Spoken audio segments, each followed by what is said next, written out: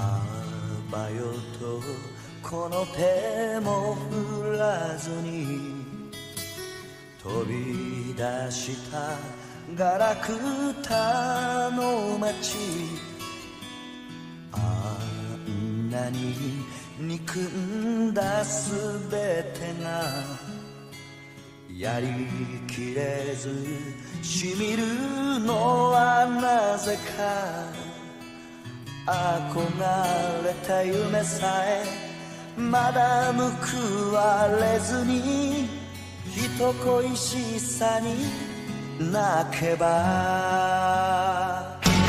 ゆらゆらとビルの街に広がるあの頃と同じ夕焼け空クソくらえとただアスファルト蹴りつけああ春夏秋と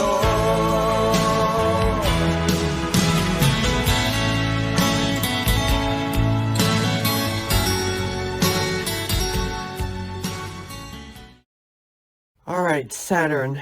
Saturn itself is off limits to the SSP, except I have heard there may be one or two ICC facilities there on the down low, but I don't recall ever being in them, and I don't know of anyone else who ever actually has. It's just kind of a rumor that goes around. For the most part, it's off limits and used only by the Galactic Authority. However, the rings and the moons are quite interesting. We'll go with the rings, counting that as a part of the planet itself. The rings have... I know that there's mining of something. I don't remember what the substance there is. There is also a station there where a lot of spying goes on, and it's quite well disguised because it's nearly impossible to pick up on radar. You have to have the coordinates, which naturally most people do not. I know that there is a house on that station that's owned and lived in by Bob Iger, who was the former CEO of the Disney company for a number of years. He's a really, really, really, really bad guy. Yeah, and it's run by the Americans, I believe, this spying station. The spying station is in the rings or near the rings? And what is it spying on? It's in the rings. It's necessary because when it's in the rings, it's basically impossible to find. You can't detect it on radar, really, and the rings are so huge that you can't see any individual object until you're right up on it. So, and also, even if you could, the rings are very, very, very dangerous to fly in, and if you have anything bigger than, like, a Fiat. So, you basically can only access it via portal. And what is it spying on? Activity and radio communications, particularly, interestingly enough, is what it spies on, which it must have some really amazing equipment if it's able to pick up radio signals from within the rings, but yeah. Are you able to talk about what Bob Iger did or does to make him that bad? Why does he have a house on a spying station? The usual, he's a pedophile, baby eater, that sort of thing. He's also heavily invested in, I'm drawing a blank on it, but one of the breakaway corporations that is responsible for quite a lot. And why does he have a house on a spying station? Well, for safety, and also to keep track of what's going on. He also has his own space station in other rings around some other gas giant somewhere. Next up would be Titan. Everybody loves Titan. It has two main cities on it. One of them is Neue Nuremberg, and one of them is Neue Lichtenstadt. Neue Nuremberg has close to 40 million people in it, but the center of it is a replica of Nuremberg on Earth. Neue Lichtenstadt is a replica of the city of Lodz in Poland. I think I'm pronouncing that right. I apologize to any Poles listening if I mispronounced it, and they call it that because that was Lichtenstadt was what the Nazis called it when they occupied it during the war, which kind of belies the political environment of Titan. Titan is probably the most Nazi-ish, still very Nazi-ish colony that I've been to. Supposedly there's the home of Hitler there. I don't know whether that's true, but supposedly he does live there. I know that Klaus Barbie, who was the chief of the Gestapo within occupied France, is there, and he rules Titan with an iron fist. And it's a pretty depressing place in general. Like, the sky is bright yellow, or not bright yellow, more of an orangey yellow, and cloudy, really cloudy. You can't really see much of a sky, even though they have systems in place so that, like, light pollution doesn't affect anything. You still can't see most of the stars. It's, like I said, really depressing. I do remember a few wild nights at a bar there called Uta's in Neue Nuremberg. I know some about Neue Lichtenstadt. I only really know anything about it because my son was living there up until a few months ago, and it was a shithole from what little I saw when I would, like, astral project to him, and from what he told me about it.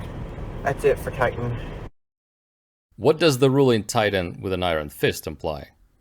Totalitarian rule by the infamous Klaus Barbie, and extreme Nazism there as well. Like, most of these colonies are not politically Nazi-ish. Well, they are, but not in the way we think of it, like racially. Titan is a very racially charged place, and people there have quite a lot fewer freedoms than they do in other colonies.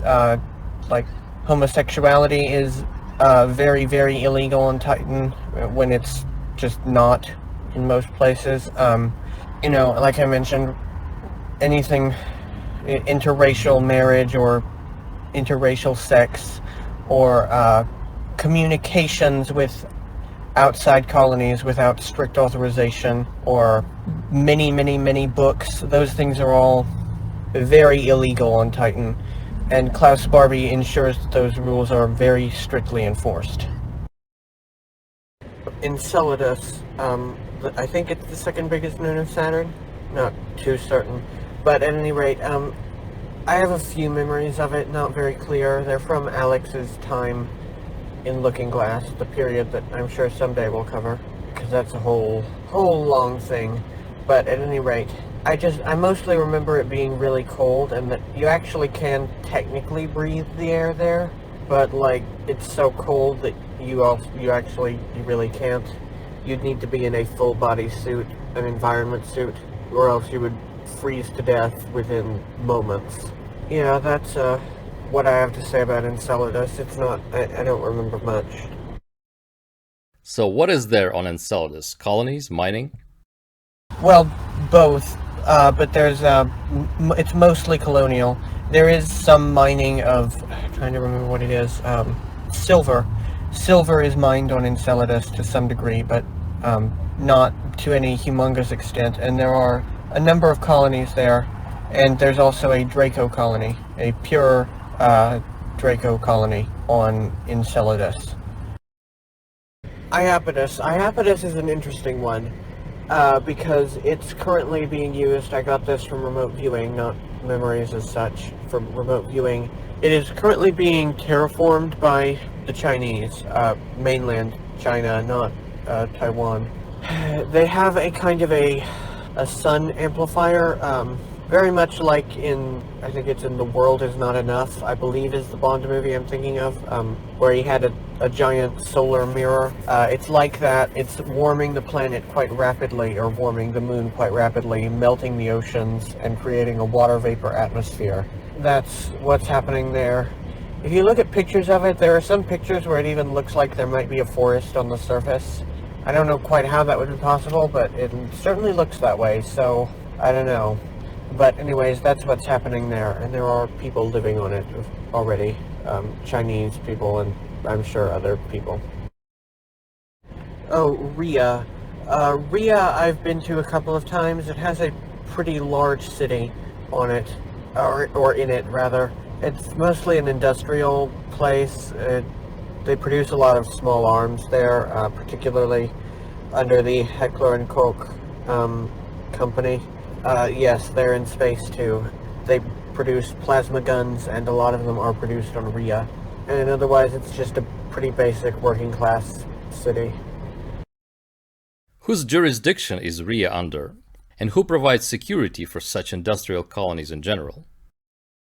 It's under der Bundeswehr Deutsche Welten jurisdiction, and security is provided by Kruger and Arasaka, but I think in that area mostly Kruger.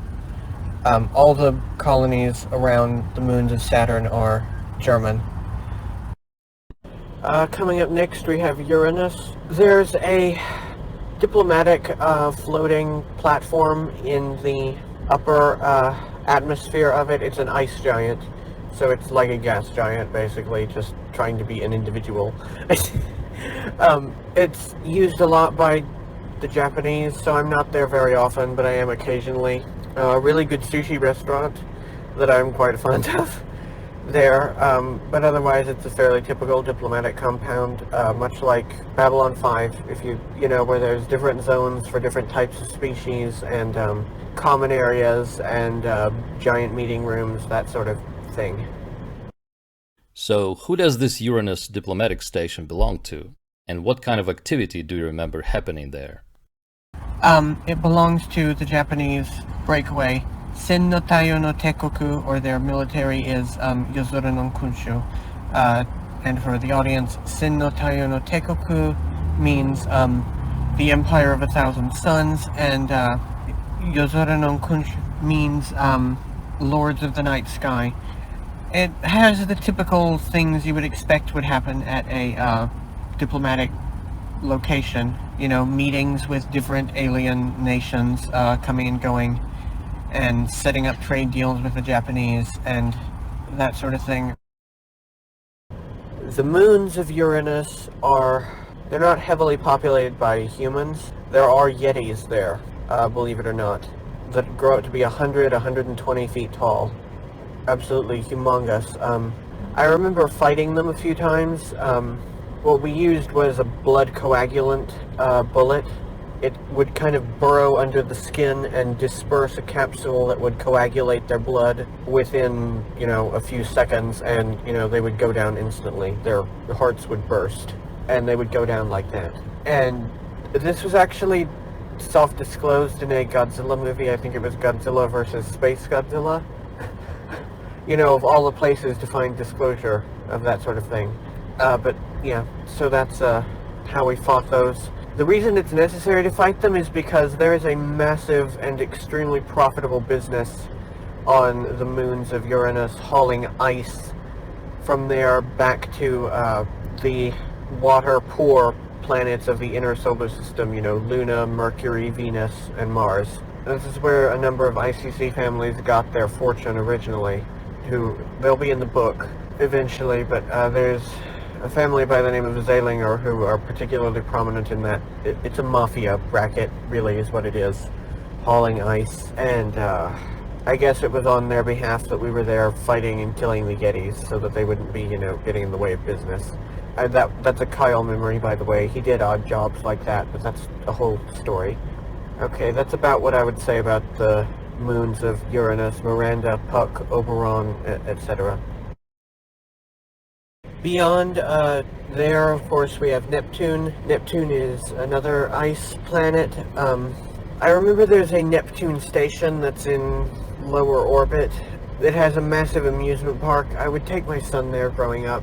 It was one of his favorite places, just to get away from, the horrors of Montauk and everything.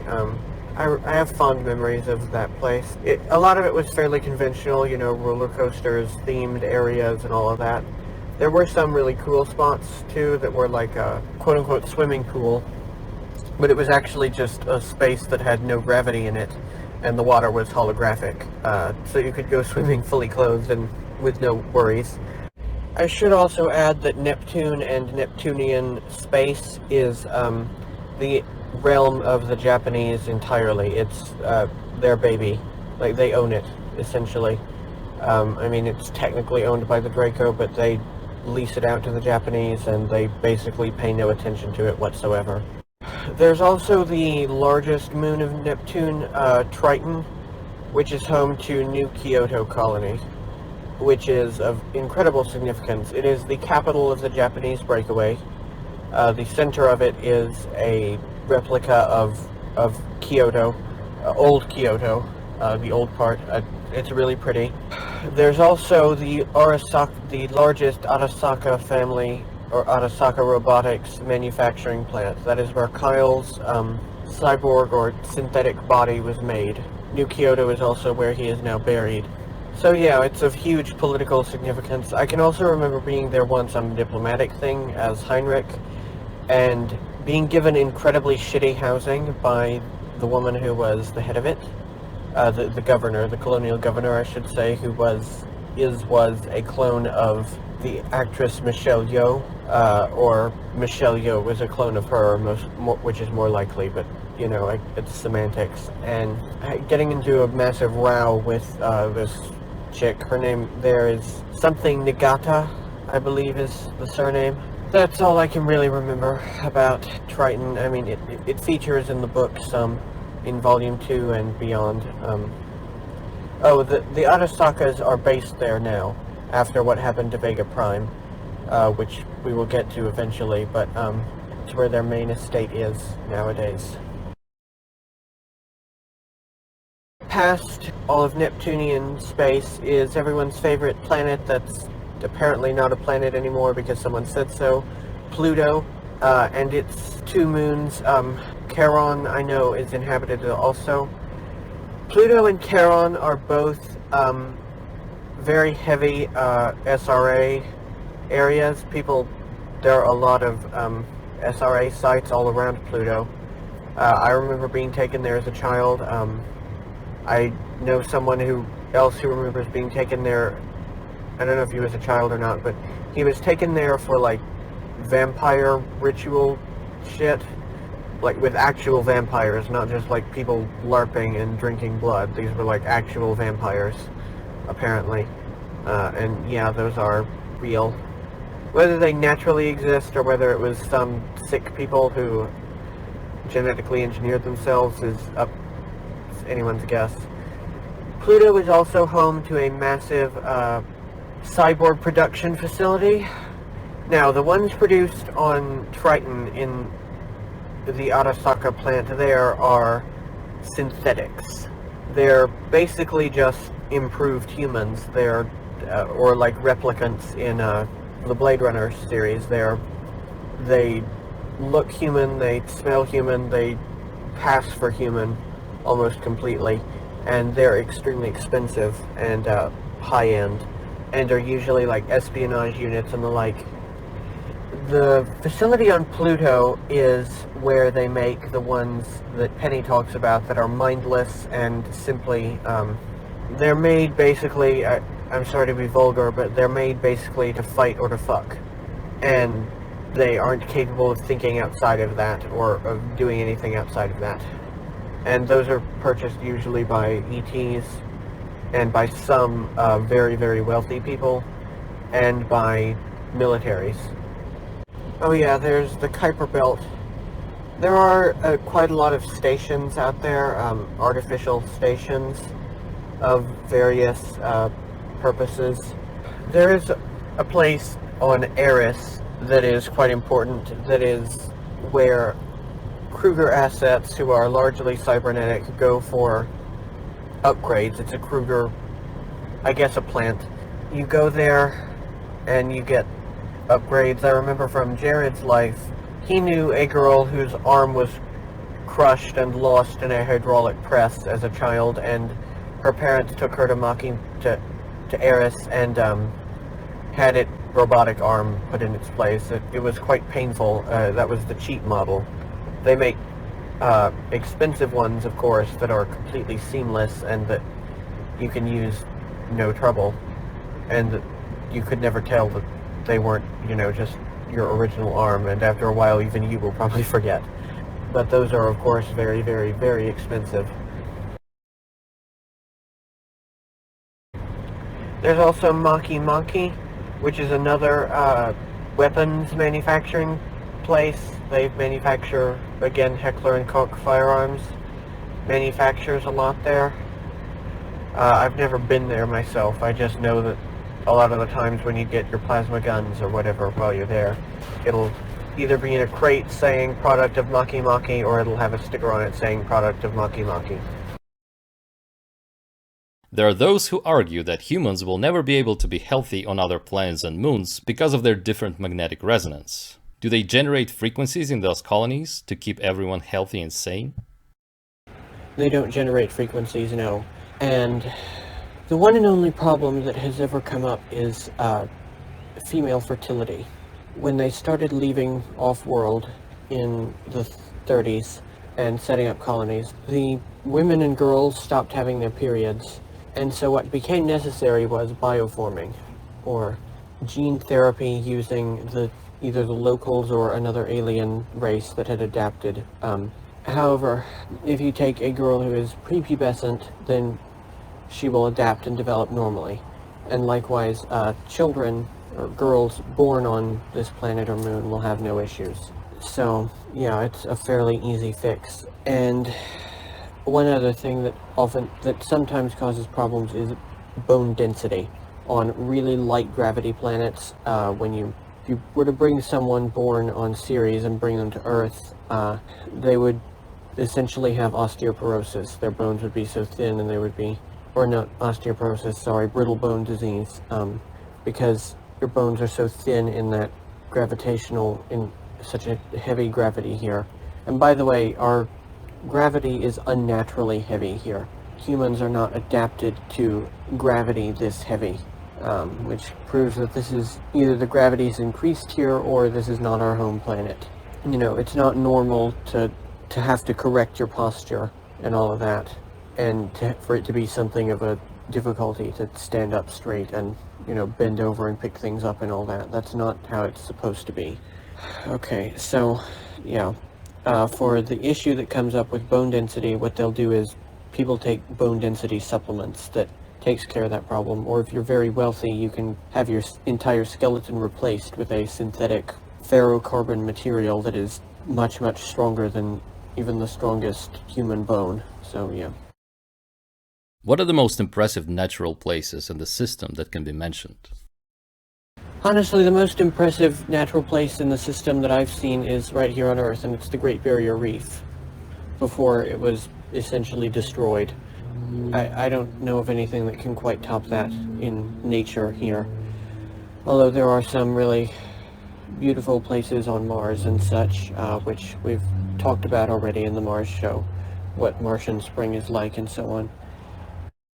What are the most impressive man-made structures that you have seen in the system? The most impressive man-made structure in the system, at least that I'm aware of, is Olympus Mons on Mars. Olympus Mons is a giant pyramid. Humongous. It's, you know, miles and miles across, and it reaches up almost into lower orbit height. That is an artificial structure that was built by the early human Martians. Now they're essentially tribal because of various causes, most especially the Black Terror, which, you know, displaced them and essentially robbed them of technology overnight, just about. Can you say more about the Olympus Mons? We all think it's a volcano. Did you see it up close? What is known about it in general? Yeah, I saw it up close. Neu Berlin is right under it, and partially next to it, the above ground section of it. So yeah, I saw it up close, and when you're right up next to it, you can very clearly see that it's a structure, because you can see the masonry of the rock. It is now volcanic. It was made specifically to access certain volcanic tubes, and due to tectonic activity and such, some of those volcanic tubes are now active again. So it is volcanic now. It's not incredibly active or anything. It's not really a danger to the people who live near it, but it is somewhat active. What is known about it in general? Well, archaeologists are pretty sure it was built by what we would call the indigenous human Martians, because they'll tell you that their ancestors built it, and some of their artwork depicts the building of it and other mountains around Mars, so that's an accepted narrative. You said that you consider Mars your home place. Why? Well, because it feels like home. I don't have a better explanation than that. Because it just is home, and I've spent so much time there, and all that, it's home. In this series, we discussed the sentient native races on Venus and Mars. Are there more places in the system that have developed native societies? We also talked about the one on Europa, the eels. I can't think of any beyond that are indigenous and advanced to that degree. Is the solar system generally known in the galaxy as a historically significant place? Have there been any events here that are famous and are studied by other civilizations? It's not so much historically significant as it is strategically significant. If you look at it on a map of the galaxy, we are in a very strategic location. If you control the solar system, you can control most of the quadrant, really. And any events here that are famous and are studied by other civilizations, the destruction of Tiamat is a big one. And the Orion Wars came here, and they study the process which made Earth an excluded planet from everything, which is very complicated, and I don't remember all of it, but we weren't always this way, where we don't know anything and we're not allowed out and all of that. But yeah, those things are studied quite heavily. For those who know these parts well enough, what's their view of the system and what goes on here? Is it more of a norm, an anomaly, or no one really puts it in those terms? They hate it. They hate that we have the politics we do of exclusion and isolation. They hate that we're still divided into nation states and all of that. They hate all of that. They think of us as children who have been given toys that we don't have a right to. Is it more of a norm, an anomaly, or no one really puts it in those terms? It's a major anomaly. Especially Earth is a major anomaly. To have a planet like this one where the people at the bottom are still using like gas energy that is not very advanced and that is destroying the planet. Meanwhile, the elites of the planet are leaving and have this crazy advanced civilization out there, and the lower population doesn't even know about it. That's an extreme anomaly. And an even more extreme anomaly is that no one is allowed to visit. Like, excluded planets are not a thing much of anywhere else. It just doesn't exist. Is there anything that makes our system unique and coveted? Besides our beautiful people, of course. Heavy water, of all things. Heavy water on Jupiter. Naturally occurring heavy water is quite heavily coveted. It's actually very, very rare. And so a lot of people come here to mine it, which I've already mentioned before, and also human genetics are coveted for study and for cloning to make slaves and so on, is also quite heavily coveted because humans adapt to anything and can go just about anywhere. Even if we need a little gene therapy, the next generation will adapt completely to wherever we're moved. What do you know about why Terra was isolated so much? And is there any effort to change that? It was essentially done to keep us, a slave race that was created too intelligent for our own good, contained, which did not work, obviously. But exclusion clause is fairly new. It's about 200,000 years old, which in galactic terms is like a couple of hours ago, maybe. And is there any efforts to change that? Not really. The SSP likes it because it allows them to remain secret from us and keep using us as a labor pool. And most alien species like it because they don't really care for us. They also enjoy taking us as a labor pool, right? So I'm sure there are small groups out there who want to change that. Again, as I'm always saying, if you look hard enough, you'll find it somewhere. But it's not by any means a mainstream opinion. And lastly, what the hell is wrong with us? Can't we just have a normal, perfect system where everybody's happy, like everybody else in the universe? Sarcasm aside, that's almost non-existent, where everybody is happy. Just about is owned by someone and has a pecking order. That's just the reality of everything, certainly of the Milky Way, and I have no reason to believe that any other galaxy is different. The thing that makes us unique, that makes this system unique, is one, our strategic location and to the fact that we have an isolated and excluded planet. That's the only thing that makes us special.